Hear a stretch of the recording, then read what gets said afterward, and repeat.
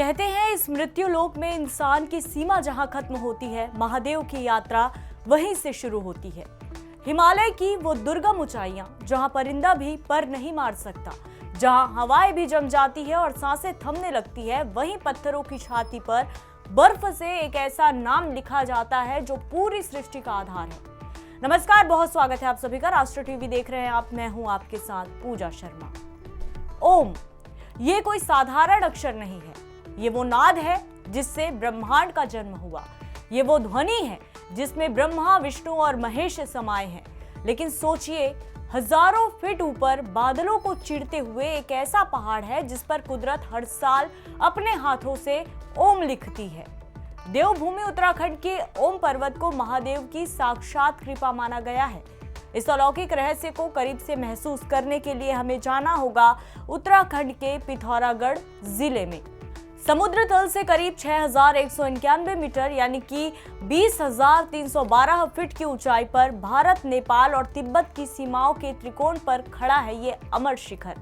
हैरानी की बात देखिए, ये पर्वत तीनों देशों की सीमाओं को छूता है, लेकिन इसका वो चमत्कारी और पावन ओम रूप केवल और केवल भारत की सीमा में आने वाले नाभिडांग व्यू पॉइंट से ही दिखाई देता है।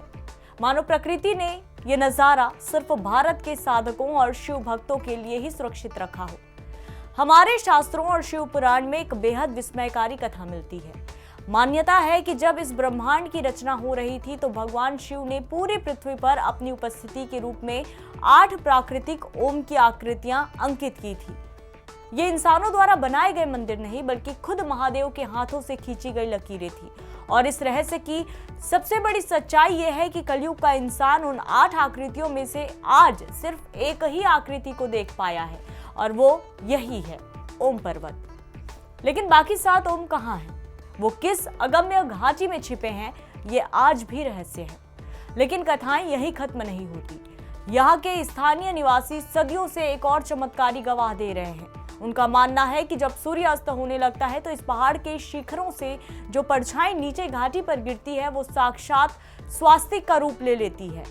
ओम और स्वास्तिक सनातन के इन 2 स्तंभों का एक ही पहाड़ पर मिलन, क्या ये महज इत्तेफाक हो सकता है, या फिर ये इस बात का प्रमाण है कि ये पर्वत ही महादेव का असली विश्राम स्थल है? आस्था जहां सर झुकाती है, विज्ञान वहां कारणों की तलाश करता है। जब वैज्ञानिकों ने इस अद्भुत पर्वत का अध्ययन किया तो वो भी प्रकृति की इस कारीगरी को देखकर दंग रह गए। भूवैज्ञानिकों के अनुसार ये पर्वत काले रंग की रूपांतरित चट्टानों से बना है। इस पहाड़ी की बनावट में प्राकृतिक रूप से ऐसे गहरे खांचे और दरारें बनी हैं जिनका आकार हूबहू देवनागरी के ओम जैसा है। सर्दियों में जब आसमान से बर्फ गिरती है तो वो इन गहरी दरारों में समा जाती है। गर्मियों की तेज धूप में जब पूरे पहाड़ पर बर्फ पिघल जाती है, तब भी इन गहरी गुफाओं जैसी दरारों की बर्फ बची रह जाती है। और तब काले पत्थरों की पृष्ठभूमि पर सफेद बर्फ से चमकता हुआ ओम साक्षात उभर आता है। लेकिन आज कुदरत की इस अनमोल कारीगरी पर कलयुग का ग्रहण लग चुका है। वर्तमान में ओम पर्वत से जो तस्वीरें सामने आई हैं, उन्होंने हर शिव भक्त का दिल तोड़ दिया है।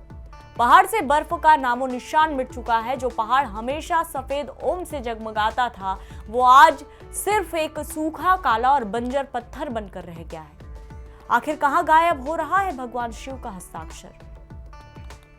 इतिहास में ऐसा बेहद दुर्लभ हुआ कि मॉनसून के मौसम में भी ये पहाड़ इतना नग्न और सूखा दिखे।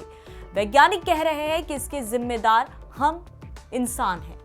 ग्लोबल वार्मिंग और क्लाइमेट चेंज ने हिमालय के ग्लेशियरों को सुखा दिया है।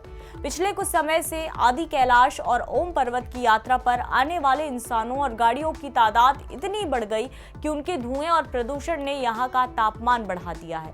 नतीजा, महादेव के हस्ताक्षर पिघल कर बह गए। इसी खतरे को देखते हुए प्रशासन ने इस समय भीषण मानसून और सुरक्षा कारणों से इस पावन यात्रा पर अस्थायी रूप से रोक भी लगा दी है। चाहे आप इसे भूविज्ञान का एक अनोखा चमत्कार कहें या फिर साक्षात महादेव की लीला, लेकिन ओम पर्वत का ये मौजूदा रूप हमें एक बहुत बड़ी चेतावनी दे रहा है। जब पहाड़ों से ओम धुंधला पड़ने लगे तो समझ जाइए कि प्रकृति अब इंसानी लालच से थक चुकी है।